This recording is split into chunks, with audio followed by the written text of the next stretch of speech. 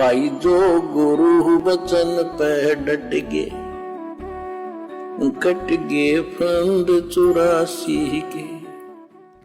कुरान ज्ञान दाता के मांस आहार के विषय में निर्देश।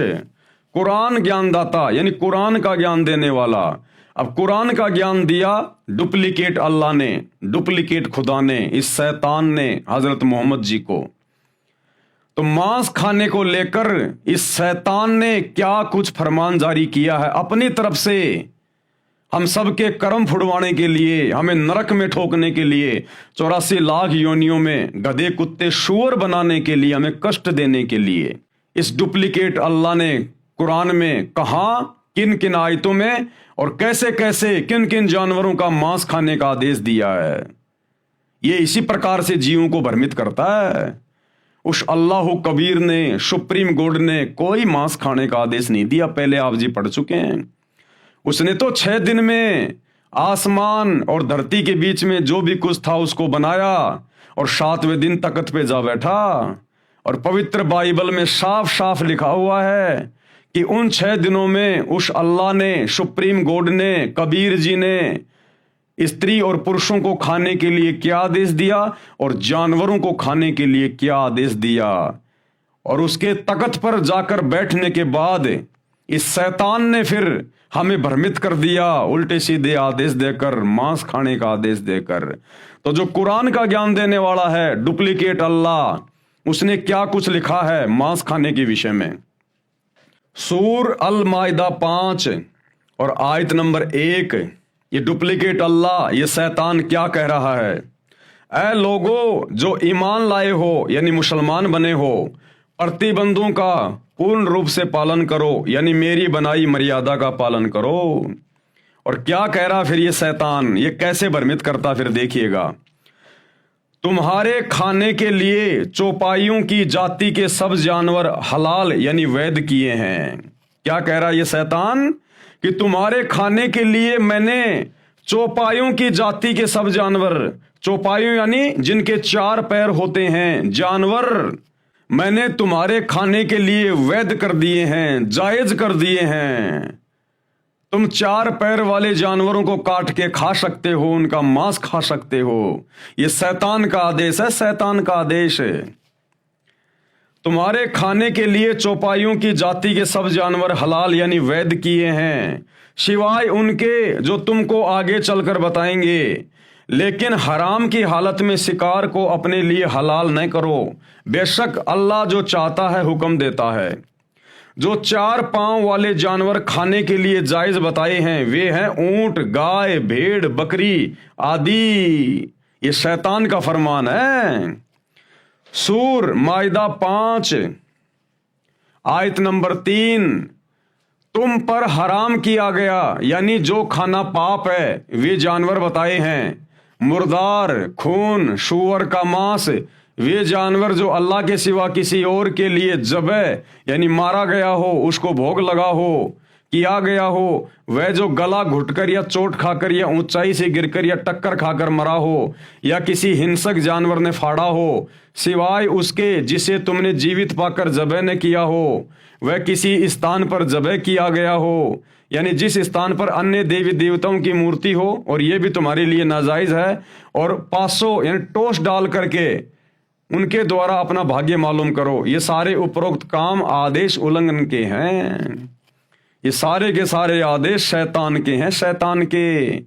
6 दिन में सृष्टि रचकर वो इबादई कबीरा सुप्रीम कोर्ट तो तख्त पे जाके बैठ गया सिंहासन पर सतलोक में।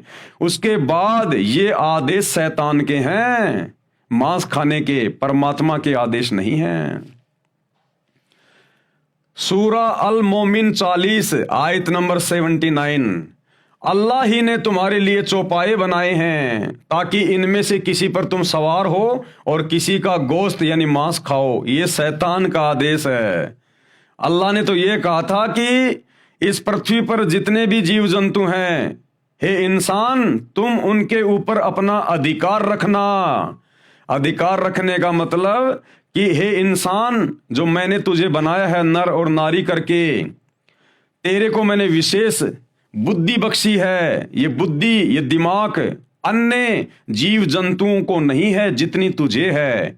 इसलिए तू अपनी मेहनत करके, अपना पुरुषार्थ करके अपनी रोजी रोटी का बंदोबस्त करना। और तेरे खाने के लिए मैंने जितने भी छोटे छोटे बीज वाले पेड़ हैं और बड़े बड़े जो फल हैं मैंने वो दिए हैं। और तू इन जानवरों पे अधिकार रखना। अधिकार रखने का मतलब है जैसे हम अपने घरों पर गाय रखते हैं, भैंस रखते हैं, तो हमने उनके ऊपर अपना अधिकार किया। हमने उनको समय पे खाना खिलाया, चारा खिलाया, पानी पिलाया, तो वो गाय फिर हमें दूध देती है। दूध से तरह तरह की मिठाइयां बनती है, पौष्टिक भोजन बनता है। उस गाय भैंस का गोबर हमारे खेतों में खाद के रूप में काम आता है। वो गाय भैंस हमारे को वो बच्चा देती है, फिर वो खेतों में हल जोतने के काम में आता है। और मरने के बाद उसकी चमड़ी काम आती है पैर के जूते बनाने के लिए। परमेश्वर ने ये नहीं कहा कि तुम जानवरों को खाना काटना, ये नहीं कहा, केवल अधिकार के लिए कहा है। अब जैसे कोई व्यक्ति किसी हॉस्टल में अपने बच्चे को शहर में एडमिशन दिलवा के आ जाए, भाई माता पिता तो 24 घंटे बच्चे के पास रह नहीं सकते, उन्होंने तो गांव में आके अपना काम भी करना है। और बच्चे को कॉलेज में एडमिशन दिलवा दिया और रहने के लिए हॉस्टल में छोड़ के आ गए। और हॉस्टल का जो वार्डन होता है उसको कह दिया कि हमारा बच्चा आपके हवाले कर रहे हैं, आप हमारे बच्चे पे अधिकार रखना। अब उस अधिकार का मतलब क्या है कि मेरा बच्चा ढंग से पढ़े, बढ़िया इसके खाने पीने का ध्यान रखना, हम आपको समय पे पैसा देते रहेंगे, आपकी फीस भरते रहेंगे। अधिकार का मतलब ये नहीं कि वो वार्डन अब उस बच्चे को मारे पीटे, उसके साथ में बुरा सलूक करे, उसकी उंगलियां काट काट के खाए। माता पिता ने कहा था कि मेरे बच्चे पर अब आपका अधिकार है, यानी हम तो अपने गांव वापस जा रहे हैं, अब आप इन बच्चों को संभालना, इनकी टेक केयर करना। अधिकार का मतलब ये होता है। तो अल्लाह ने 6 दिन में सृष्टि रची और 7वें दिन तख्त पे जा बैठा और हम इंसानों को आदेश दे दिया कि बाकी जीवों पे अब तुम अधिकार रखना, यानी तुम इनको प्यार प्रेम से रखना, बढ़िया चारा खिलाना, पानी पिलाना, इनकी सेहत का ध्यान रखना। और ये बदले में तुम्हें दूध देंगे, तुम्हें खाद देंगे, तुम्हें ऊन प्राप्त होगी, इनसे भेड़ बकरियों से तुम्हें ऊन प्राप्त होगी। ये था परमात्मा के कहने का मतलब। अल्लाह ही ने तुम्हारे लिए चौपाए बनाए हैं ताकि इनमें से किसी पर तुम सवार हो और किसी का गोश्त यानी मांस खाओ। लेकिन ये डुप्लीकेट अल्लाह, उस शैतान ने जीव को भ्रमित करने के लिए, उसके कर्म फुड़वाने के लिए ये उल्टे आदेश कुरान में दिए। गुरु बचन पे डट गे, कट गे फंद 84 के, कट गे फंद 84 के, कट गे फंद 84 के।